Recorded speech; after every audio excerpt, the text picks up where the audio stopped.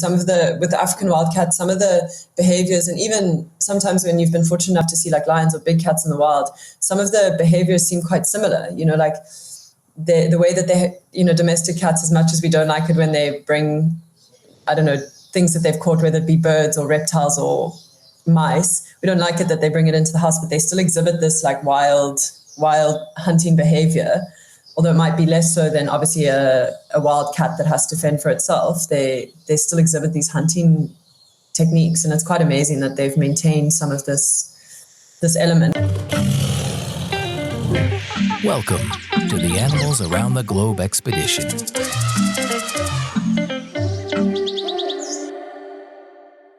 Welcome back to the Animals Around the Globe expedition.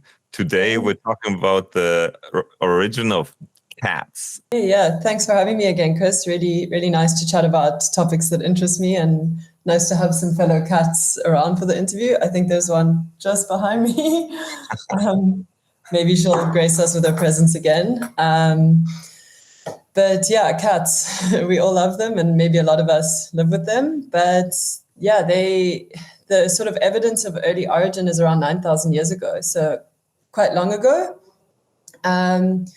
And one of the are in Africa, and again, they're quite difficult to see, is the African wildcat. On the article, there'll be some pictures of this species, and it looks quite similar to the cats that we know, and or those who have them in their house, but they're maybe a little bit bigger. They kind of look a little bit more long-legged, and they sort of have a more brownish color coat with like the stripes, which is obviously to hide themselves, and they're obviously not tamed. But it's really cool that one of their ancestors is still around. This is Pepper. Wow. So, and so they are originated from Africa, and Africa. So there's two domestication events that have been proposed, and one of them is around Africa. The other one is in an area what we now know to be sort of Turkey, Iraq, and Iran, and that's sort of where the evidence has shown us as one of the places of origin. And from there, as they sort of became domesticated and tamed, that people maybe traveled with them on ships. Cyprus has quite a rich history of cats, but in order for them to get there, we had to take them there. And people think that maybe so maybe let me start back to maybe how humans actually domesticated them. And we spoke a little bit about it in the origin of dogs, how humans decide that, or maybe decided then, what would be beneficial to have this animal around. And they could have been attracted to the food.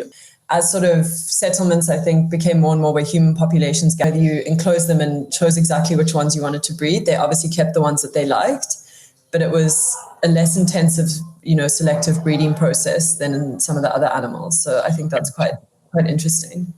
Gotcha. Yeah. Okay. Yeah. So like arising from a mutual benefit, and then kind of like keeping this, and both parties recognized it, right?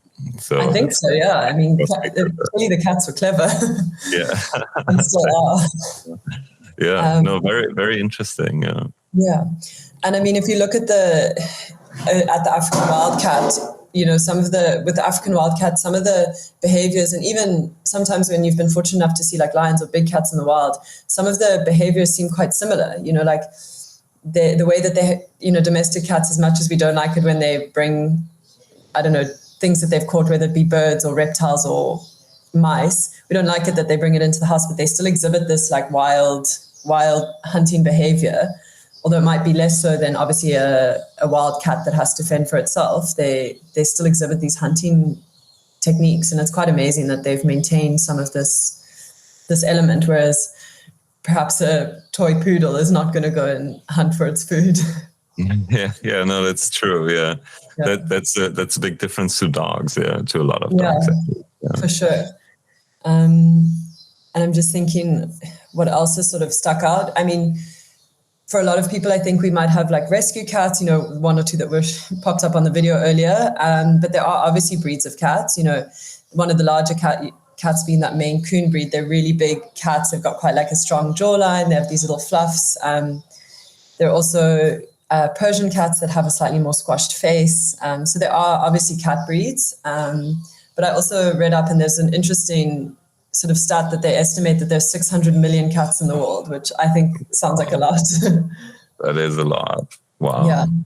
That's crazy. Yeah. And in some countries, as we investigated, they are also seen as a pest almost, right? And a threat to the local like animals and Yeah, for sure. I think, unfortunately, if it's the same breed as a general domesticated house cat, it's the exact same species, but they've ended up going back to their like wild roots. Perhaps they were born in a field or whatever, and they've had to fend for themselves. So they are then called feral cats, and they have to hunt, they have to eat. And as we see in that article about the feral cats in Australia, they end up actually wiping out or endangering indigenous populations, which is really unfortunate.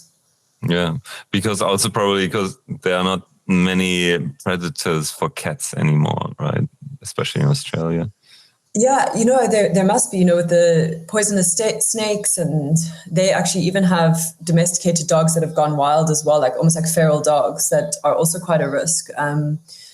And I would assume that they would kill and eat a cat, but cats are clever. They climb trees. And if they've obviously managed to survive out there, maybe their lifespan is shorter than a domesticated house cat, but they're able to survive. No, it's interesting. Very clever beings. Yeah. Absolutely. Yeah. No, awesome. Is there anything else you would add, or do you think we covered the main points? I think we've covered the main points. I mean, you can obviously look up, the importance they played in Egypt, to the point where I think people were buried with their cats that they loved and sort of cherished. Yeah. Yeah, maybe let's dive into that for a minute. Because in a lot of like pictures on walls and wall paintings in Egypt, cats are always a symbol, right? So of course, maybe let's talk about that connection. Yeah. I mean, I think their relationship obviously also, again, probably born out of a being mutually beneficial. They really liked and appreciated these cats, whether it be the general interaction that they had or that they also killed the mice, but they definitely put out food because, they hung around. And I think there was a case or an article where one of the cats that was buried, and when this was discovered, the cats had healed fractures on its ribs. So the cat may have had an injury, obviously from something. And it's assumed that the owners took care of the cat because it obviously survived these injuries. So perhaps they were feeding it and keeping it sort of more immobile. But obviously in the wild, if that cat had to hunt for its prey with broken ribs, it may have been really sore and wouldn't have been able to fend for itself, because cats are actually solitary animals. So whereas wolves were sort of pack orientated, cats actually in the wild would stay by themselves. So this African wildcat that we spoke about earlier, if you were to see one in the bush in Africa, they're generally on their own. They don't spend time as a pack or a herd or a collection of cats. I think is called a cloud or a clouder. They wouldn't spend time together. They would actually rather be by themselves. So that's quite interesting as well, that someone cared enough for their cat that they made sure that it was fed during its injury. That's very interesting. Yeah. And in Egypt, were cats seen as holy, or? My knowledge on religion is not, but I think given sort of the drawings and artworks that were made about them, I think that they did believe them to be of some sort of power. There was a spiritual connection there for sure. Interesting. Nice. Yeah. Thank you, Alex. That was another very insightful session about cats, and looking forward to the next part. Pleasure. No problem.